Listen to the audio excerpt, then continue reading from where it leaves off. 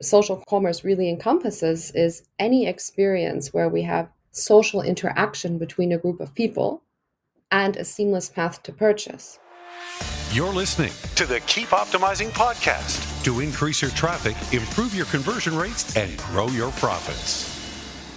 Hello and welcome. I'm Chloe Thomas, the host of this e-commerce marketing focused podcast. If you're not familiar with the format here on Keep Optimizing, well, each month we focus on a different marketing method, could be email or SEO or Facebook ads, and each week I interview a different expert to explore the latest advice on making it work for you. This month we're all about content marketing. So in this episode, we're exploring social commerce because we're coming at content marketing for some very different angles this month. This is not going to be all about blogging. We're going to be talking about social commerce. What actually is it? What does a social commerce strategy look like? How do you go about with it? Who's it working for? All that kind of core stuff you need to know to work out if it should be in your plans for 2024 or not. We've got an absolute expert guest at this for you. She's going to be sharing loads, including some brilliant insider tips. So make sure you stay tuned right to the end because the resources she shares are absolutely brilliant. And if you listen right to the end, you'll get my tips on other resources you can dive into as well. So stay tuned to the end, everybody. Ready to boost your sales and brand trust? Discover Frères, the ultimate product reviews app that brings your customer feedback to life. With over 5,000 5-star ratings on the Shopify and Wix app stores, Frères is the trusted choice for enhancing your store's credibility. Frères users see a significant boost in sales and a high review response rate thanks to aesthetically pleasing photo and video review widgets that blend perfectly with any site's design, and automatic review request emails that are highly customizable. And right now, Frères is offering 4 months free on any plan. Visit keepopt.com/Frères to claim your offer and transform customer feedback into sales. That's keepopt.com/FERA. In this episode, I'm chatting with content marketing expert Sophie Frères. Sophie is the co-founder and CEO of LiSA Social Commerce, the all-in-one social commerce platform. Sophie also has 13 years of experience working in luxury and FMCG retail and joins us fresh from the Web Summit stage. Hello, Sophie. Hello, Chloe. Great to have you here. Thanks so much for joining us. How did you end up in the world of content marketing? Well, I originally started in retail when I was 21, very classically as a trainee, and I learned to become a buyer. So very young in my career, I was a dairy buyer even, so crazy times.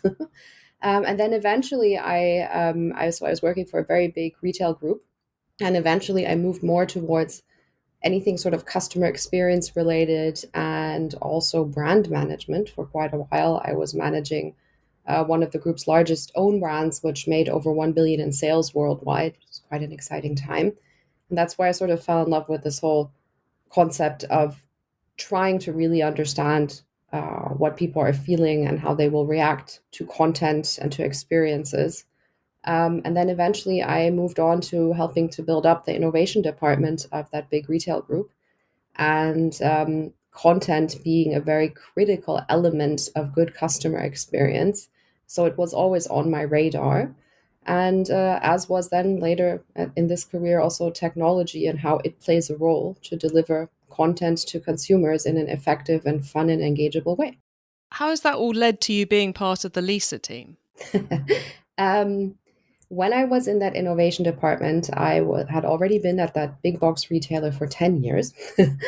And my co-founder and I had been already toying with the idea and the hypothesis, so this is about 6 or 7 years ago now, that there would come a time when e-commerce would fundamentally change. In the same way that, let's say 20 years ago, there was suddenly this experience revolution in brick and mortar retail, where the game was, if you didn't change and you didn't invest into a fantastic experience, nobody would come buy from you anymore. Just having stuff available is no longer good enough. Our hypothesis was the exact same thing would happen in e-commerce one day, and that would be like the e-commerce experience revolution. And we were already toying with all these ideas of how that would look and feel in a digital environment. And so what we did is we actually we worked as part of my co-founder's family business, who's also my husband, by the way, in the meantime. um, his family business is in kids fashion. And so we had an online shop where we experimented a lot with, this was then 5, 6 years ago, with shoppable catalogs, live stream shopping, back then through FaceTime. So I was literally selling kids' clothes through FaceTime. And we realized we were onto something, but obviously there was nothing in the market that we could just plug and play into our e-commerce. And being, a family-led small company, we didn't have the option to build something for a lot of money ourselves.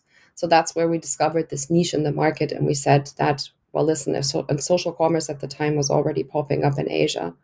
And so we said, listen, for Europe and the US, for Western markets, we're going to need solutions that brands, no matter which size, can easily plug into their e-commerce to deliver these kind of experiences, to transfer actually content into real experiences and make them interactive. And that's how LiSA was born, out of essentially some first experiments in the category of e-commerce. It was a project title at the time. And then we founded LiSA, and then because we couldn't find a better name, we just kept it. And then now that's what the company name is. So there you go. Very cool. And you mentioned the live streaming element, what you were doing back then using FaceTime as selling. But social commerce is a lot more than just live streaming. Yeah, it's very interesting. I think the most people you would ask these days would say that social commerce means selling things on social media. So I think, the assumption is that the word social within social commerce relates to social media platforms. But interestingly, that is only a very part of the truth, essentially. What it really means is, or what social commerce really encompasses, is any experience where we have social interaction between a group of people and a seamless path to purchase. But in order for that to be the case, it doesn't have to be happening on social media platforms. So let's give you some examples. In metaverse shopping, or in, game shopping, if I'm like on Twitch and we're, playing a game together and we can buy something at the same time. Live shopping on my own e-commerce, different social media experiences on my own e-commerce. All of these things fall under the umbrella of social commerce. And I think that's really one of the things that we are also, or I personally, um, that's why I love also having these, opportunities to talk on great podcasts, because it's my personal mission to make everybody understand that social commerce is a lot more than just selling things on social media. It's a much, much bigger umbrella. Yeah, I think as an industry, we're very good at coming up with terms that people get confused by. I mean, I still think like the term e-commerce, still no one really can agree on what it actually means. So I love that you've just, kind of properly defined the term there for us. Given it's such a kind of all-encompassing strategy, it's almost like a business model rather than even just being a strategy. Who in the team do you find is usually the department or the team member who's the one who's really running this? Well, that's a bit, in today's structure, sometimes the challenge, because I think in today's world, we think of content as being one person's or one team's responsibility, experience maybe being another team's responsibility, and then sort of running the online shop, let's say, or e-commerce side of things being another team's responsibility. And social commerce basically blends all three of these things, right? It's a new type of customer experience which leverages content, different formats of it, all the way to live streams, and makes them interactive and shoppable across all different platforms. So what that means is social media teams, content teams, and e-commerce teams and customer experience teams, depending on how big the company is and how many of these teams they have, need to work together. And that's sometimes also, of course, the tricky thing. What it also means, though, is that for all of these stakeholders, social commerce has something really fabulous to offer, and can actually help all of these stakeholders improve on their KPIs. So that's the interesting side of it. So once you've overcome the sort of question of, okay, how do we work together to make this happen? We see, quite incredible things happening for these teams. I'm sure that's resonating with a lot of people listening as this goes live, because I suspect there's a lot of our listeners who have tried to take advantage of TikTok Shop, and one of those pieces of the puzzle, be it the product feeds or the the fulfillment of it, or the integration of the customer support, or the content side, or the product side, one of the bits has not quite worked because we've ended up in these siloed scenarios. It's really interesting to hear we've got it. We need to get that in order too. Um, I think a lot of people, as you were saying, the definition isn't this isn't selling on social media. It can happen on your own website too. So how do we work out what we do? Should we start with the on website stuff? Do we start with TikTok? Do we start with Facebook? Do we start with Twitter? How does a brand work out where to begin their journey into adapting their business to do social commerce? I think it's similar to any new marketing related effort that you try, right? It's kind of similar to the question, what socials should we be on? Just a bit of an extension of that question, essentially, as to your point. So, first of all, most people think that most of social commerce is happening on social media today. In Europe, for example, if we look just at live shopping, which is one example of social commerce, live shopping, 70% of it in Europe is actually happening on brands' own websites. So just to give you a sense of what the actual current proportions are of where this is happening. As a brand, to figure out where you should be playing, right, in the social commerce field, let's say, on all the options, really the main question you should ask yourself is, already today, what is my content strategy to engage with which target group on which platform? And then this is just a natural extension of it. Because really all you're doing is you're adding an interaction layer and a shoppable layer to your content strategy. Strictly speaking, that's all you're doing. That does transform it into an experience rather than it just being passively consumed content. But if you define it like that, it also gives people the sense that, okay, actually, it's not such a massive shift from what we're doing. It's just enhancing what we're already doing. And then that can actually inform quite well on where you should be playing. So take, for example, the brands that we work with at LiSA. They come up to me. Until now, LiSA has really mainly focused, on helping brands and retailers bring shoppable stories, shoppable videos, shoppable live streams to their own e-commerce. But as you already said in the introduction, LiSA is becoming a 360-degree social commerce platform, which means that we're helping brands manage these activities across all channels, including social media. So we obviously get asked by our clients, should I be doing TikTok shops? And my answer is always, well, that really depends. Are you doing TikTok already? And is that working for you in general? Like, is this a target group or is this a platform through which you are reaching a target group and, you want to be relevant to in the future? Then why not add a commerce layer to the, content and experiences you're already delivering there? Then that can make a lot of sense. If this is completely new to you and, for example, you're a premium brand and TikTok shops tends to be, I don't want to generalize, but somewhat more on the, let's say, price entry level in terms of the types of products that are positioned there, or it tends to be a platform where somewhat more established brands can do special sales. If that's an environment you don't want to be sort of a part of because you think it could hurt your brand, then no, you probably shouldn't be doing it. But you probably wouldn't have been doing TikTok in general much before anyway. So that's kind of the point. It kind of goes very hand in hand with what you're already doing on socials. Then when it comes to the other aspect of bringing social media like experience and discovery to your own e-commerce, that for me, to be honest, for almost all brands and retailers will make sense at some point in their journey, because the question becomes, do you want to build a direct relationship with your community? And do you want to have a place where your community lives outside of social platforms so that you actually have a direct relationship with them, not one that is dependent on, an algorithm on social, essentially. So that's where I see it being just a very complementary thing. And therefore, the answer would be to find out where it makes the most sense. Probably is very much in line to where it already made the most sense in terms of them being on social media already. Got you. I think a lot of people just kind of have dismissed social commerce because they think it's just selling things on Facebook, which clearly, from all you've just outlined, it's a lot more than that. So I love the fact that you're bringing into the mix the owned channel element of it.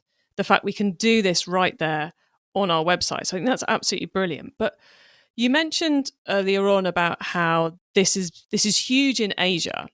This year it's starting to take off a bit in the Western world, but I still remain hugely surprised it hasn't taken off sooner in the Western world. Do you think 2024 is going to be the year of social commerce? Do you think we're about to see it everywhere? And it's, well, I mean, and obviously I'm biased. I think we can all agree on that. That being said, for example, I was invited to a panel at Web Summit last week together with the CRO from Agora, which is a live streaming SDK provider, and Eamon, who's the ex-MD of Techstars, who's actually now building a startup in the social commerce space as well. And obviously, all three of us also agree. But interestingly, it was incredibly well visited, the panel. And that's the first time that I've really seen that much traction around it. And it was covered quite a bit in the press afterwards. So it feels like it's not just us shouting into an empty forest anymore. It feels like there is a real, and also just by the questions we're starting to get asked by our existing clients, but also, potential new brands and retailers in general. I'm getting approached with the question, oh my God, my CMO asked me to deliver my social commerce strategy for next year to them. I don't have one. Can you help me? This is starting to happen like almost on a daily basis. So just from the signs that I'm getting, I definitely see something really significantly moving. In terms of why it hasn't happened sooner, honestly, consumers have been there for years. Years. It's really brands and retailers, to be honest, that have just been slow to delivering what consumers clearly already want. I mean, if we all put ourselves into the shoes of us spending time online and discovering things, right? Products, brands, whatever. How annoying is it? We discover a great, something great on Instagram stories. And then unless that brand is selling on Instagram, or for example, you discover something on YouTube, and unless they're doing YouTube shopping as well, you have to go out, Google it, find it in their online shop. And it's just this really broken, messed up journey. And also you don't have the ability to ask questions directly to the brand. So really you as a brand, you're losing a consumer before you ever even had the chance to win them. So it's really just a no-brainer thing that obviously people want this to be a seamless experience, also cross platforms. Why aren't we delivering that to them? So again, I don't think it's as much of a changed behavior thing at all for consumers as we think it is. It's really getting the technology and the consistency and the strategy in place from a brand and retailer perspective to make it happen. And that's there now. The infrastructure is there. The platforms are playing. There's providers like us, but also others that can make all of this happen really easily. So I think now that that's all in place, there's really not no many more excuses, let's say, to why you shouldn't or couldn't embrace it. Got you. That makes so much sense. And who's it working best for, and what sort of results can we see at that? Is it for big business? Is it for small business? Is it for fashion, gift, beauty? Is there is there any difference between the sectors, and what sort of results could we see? So we obviously had to really think about what sectors are we going to go into first and why. And, if you build a startup, you have to be very mindful of where you're going to start playing because you need to see results quickly or else, you're not going to be around very long. That being said, though, if you look towards Asia, and I think just one thing to be really clear about, our social commerce and live shopping and video shopping, etc., is not going to look and feel too similar to what we see in Asia, just the look and feel of it. That being said, the fundamental psychology behind it is exactly the same everywhere in the world. So in China, they sell from oranges to Bentleys, everything through live streams, everything. So people buy their oranges from a farmer through a live stream, all the way up to buying Bentleys through a live stream. So we're obviously not there yet, but we are going to get there. Why do I say that? And where are we now? So what we saw in Europe and the US is that first, the beauty industry really embraced this. They tend to be very fast. So we were working 3 years ago already with L'Oreal, with Avon, Charlotte Tilbury, even for 3 years now already. So they were the first to embrace it. Second wave, fashion, because that's also like a medium which lends itself very well to visual, and a sector which already will typically have good content out there, right? And or if it's an omnichannel retailer, sales staff that could be very good at doing this in front of the camera, for example, et cetera, et cetera. Now we're starting to see that more and more sectors are coming into this, or more and more product categories. So we, for example, I can't say the name, but we're working with a really big DIY retailer here in Germany. And it's probably one of my favorite, honestly, shows. It's just so much fun. It's so addictive. You'll be sitting there and they'll be telling you, there'll be an expert in the store telling you how to pick your paint and what to look out for, whether it's matte or shiny, or how to build a birdhouse with your kids, like as a special project. And it's just fascinating. And then you just sort of click and you've bought the product and it's there. And so that's a really exciting category, DIY. I see a lot of home decoration and furniture coming now as well, and consumer electronics. So I think those are going to be the categories that will grow the most or join the game basically next year. But generally, I don't see why one day we wouldn't also be selling everything from oranges to Bentleys through social commerce experiences here too. Yeah, I totally get you, because I think it is done well. Like you say, it's entertaining and it's a joy to be a consumer of. So I can't see why. So that's why I said I can't believe it hasn't kicked off before now in the UK, to be honest. Sophie, is there anything we haven't mentioned that the audience need to know about before they get stuck into social commerce? First of all, it's a lot, well, I think a key message really is that it's a lot easier to start than you think. So first of all, most people think they already need to be quite big. As to your question before, how big does a brand need to be successful with this? That is not true. It might make sense that you have a certain sort of, buzz already, or a certain amount of a community built already.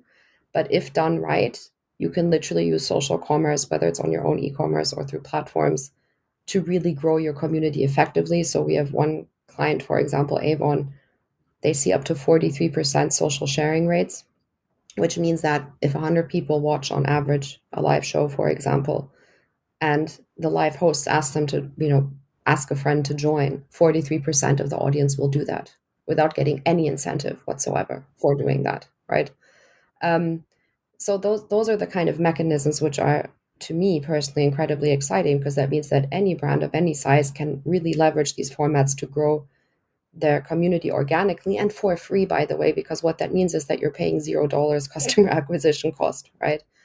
The other thing is, we see, for example, for live shopping, we see up to 37% conversion rates. And the most successful brands for the format of live shopping are those that deliver very authentic, pretty unscripted, not highly produced content. So the other thing is that many brands in the West think they need to build a sort of studio somewhat like QVC. That is 100% not the case. The more successful the brand, it's because the more authentic the content is. So there's an inverse relationship there that brands really need to embrace. It's just how it is. Doesn't mean it can't be on brand, just to be clear. It just means they don't need a huge studio, etc. So also really important messages. You can start really simple. Now there are solutions around. So we, for example, have a new feature called shoppable stories, which means that you can literally take your existing Instagram story content and bring it onto your website as a shoppable story experience as well, using content that you already have.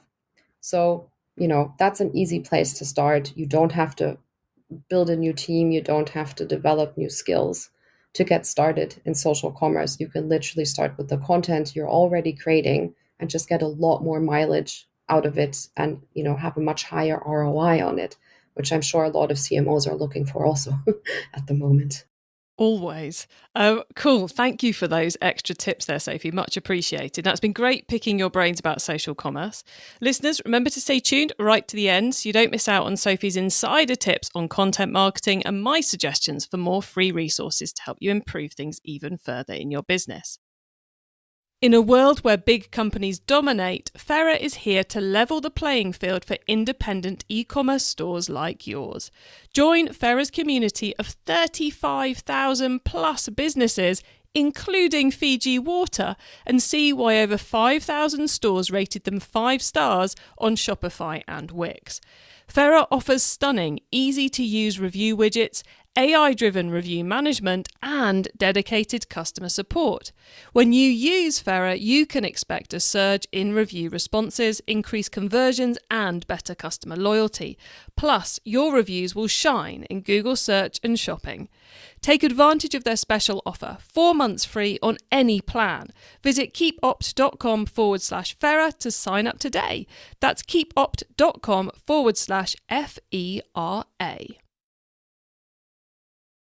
Okay, Sophie, so far we've gone deep into social commerce. Now you get to wow us with your insider knowledge about the whole of content marketing. So for the following questions, your answer can be anything to do with content marketing, which of course does include everything we've already been talking about. Sophie, are you ready for these? I'm ready. Okay, let's start with newbie advice. If we've inspired someone to take their first step, what do they need to know to give themselves the best chance of success? To give yourself the best chance of success, as I alluded to already, is social commerce is a lot easier than you think it is. What it is essentially is bringing an additional interaction and shoppable layer to content you are already producing.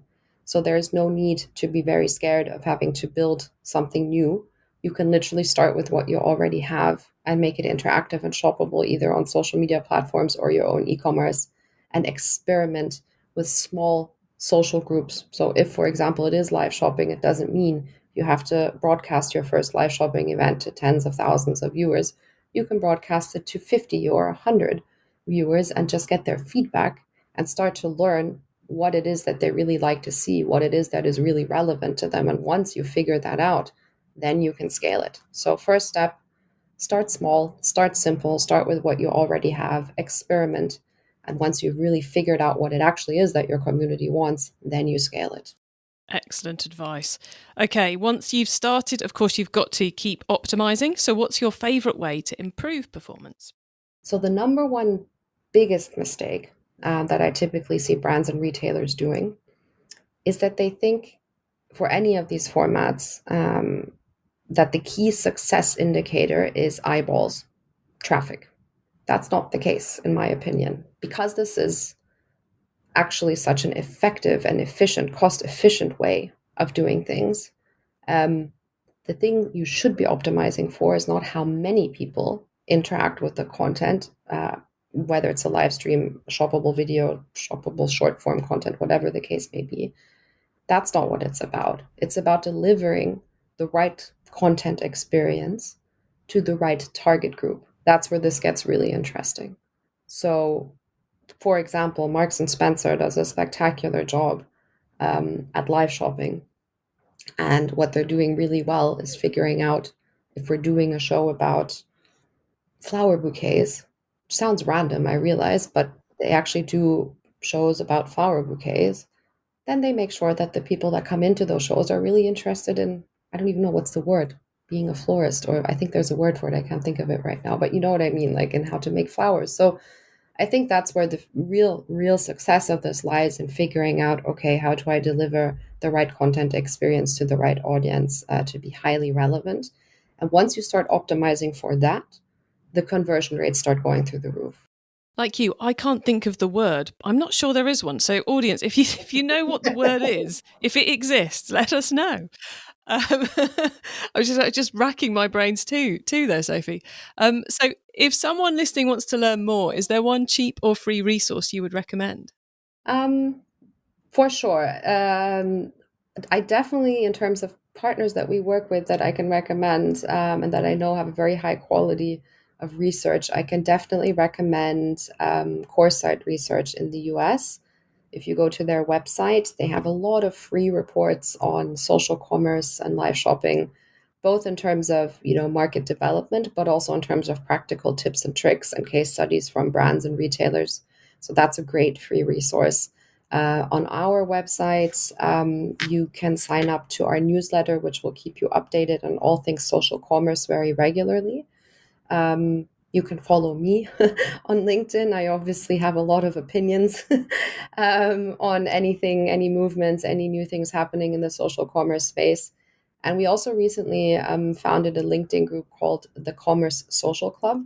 So anybody is welcome to apply to join that group. That's a very fun group that has good discussions on also new things happening in social commerce and has very diverse opinions on it. So that's a good place to also learn quite a lot about it. And finally, in terms of cheap ways in, we also have a free masterclass series, for example, on how to design an effective social commerce strategy for your brand, with deep dives into different elements of social commerce as well. So I can also recommend that. And do they find that that free course on your website? And if so, where is your website? Yeah, so if they sign up to the newsletter on our website, which is hello-lisa.com, they will get invited to the masterclasses. Finally, it's crystal ball time. What's coming up in the next 6 to 12 months that we should be getting ready for? I really think that social commerce is suddenly a term that is in many marketing managers, content managers, e-commerce managers, CMOs, CIOs, mouths. And like I said, I'm getting approached quite a lot in the recent weeks by content managers, marketing managers, etc., saying, "Oh man, my CMO recently approached me and said I should, pitch him, her, my social commerce strategy for next year, and I'm not really sure I have one. Not even sure I 100% understand what that is. Can you help me?" So in terms of crystal ball, I really think that content managers need to get ready for that question and to be able to answer that question, how they're going to deliver a really holistic social commerce strategy, and how that looks like for their brand. Excellent. Thank you. Sophie, we're very nearly at the end of the show. So could you please let listeners know where they can find you and your business? Yeah, absolutely. So our website is hello-lisa.com. You can find us there. You can find us on LinkedIn, where we're called LiSA Social Commerce. And you can find me on LinkedIn, Sophie Frères. It's a French writing, but you'll find it. Yeah, that's where you can find us. Awesome. Well, look, Sophie, thank you so much for being on the Keep Optimizing podcast. It's been brilliant learning all about social commerce with you. And I think we're all now fully understanding what it actually is and not what we thought it was. So it's been brilliant. Thank you so much for being here. Well, thank you so much for inviting me. There we go, everyone. So a proper dive into what social commerce actually is and how you can incorporate it into your plans for next year and beyond. And I think one of the really interesting things from everything Sophie was talking about there, actually two really interesting things. One, it's the same as every other strategy, everybody. You need to make sure that you have the right information coming through at the right time. You've got to be making the right decisions about your strategy, not just going, yeah, we'll do social commerce, but actually working out how you should be doing it, should you be doing it, and so forth. And then the other bit is that part about how she's getting asked on an almost daily basis from brands, what are you doing? How do I do it? What do I do? What is a social strategy? There's clearly going to be an awful lot more of this social commerce happening next year. So maybe that's important as regards your plans with it all. Well, look, you can find the links to all those things we discussed, the full transcript of the episode, important notes and more at keepoptimizing.com. Or you can use our special direct to episode short links. Just put keepopt.com/episode number into the URL bar and you will go straight to the correct episode page. When you get to the website, you can also add yourself to our email list so you don't miss out on any of the other things I share to help you improve your business. Thank you so much for tuning in to this episode of the Keep Optimizing podcast. If you've enjoyed this episode, then do check out the rest of our content marketing episodes. Either scroll up your feed or use the short link keepopt.com/content. And please do tell your fellow marketers about the show because I want to help as many marketers as possible to improve the performance of their e-commerce marketing. Have a great week and make sure you listen to the next episode so I can help you to keep optimizing your marketing. Access everything Keep Optimizing at keepoptimizing.com. That's with an S, not a Z.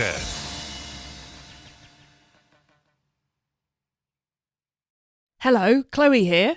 I just wanted to tell you something super exciting before we get into this episode. Chloe's e-commerce club is finally live. Yes, my new free online club where the whole Keep Optimizing audience can come together to improve your e-commerce marketing is live. So how can you join me in the club? Well, just go to keepop.com/club. It's totally free to join. So go on, hit pause and come and join me and hundreds of our listeners at keepopt.com/club. And then don't forget to hit play and listen to the rest of the episode. See you in the club.